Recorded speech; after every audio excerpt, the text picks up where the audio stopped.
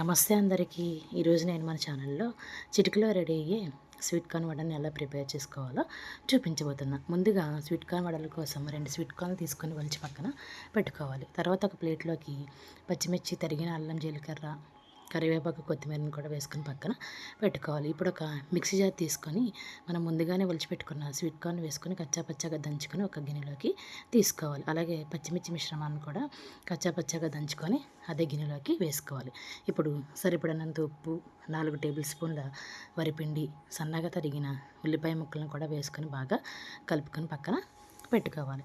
ఇప్పుడు స్టవ్ పైన ఒక కడాయిని పెట్టుకొని డీప్ ఫ్రైకి సరిపడినంత ఆయిల్ని వేసుకొని మనం ముందుగానే ప్రిపేర్ చేసుకున్న స్వీట్ కార్న్ మిశ్రమాన్ని వడల్లాగా ఆయిల్లోకి వేసుకోవాలి. అంతే, మన వేడి స్వీట్ కార్న్ వడలు అనేవి రెడీ అయిపోతాయి. ఈ స్వీట్ కార్న్ వడల్ని టమాటో సాస్తో కూడా సర్వ్ చేసుకోవచ్చు.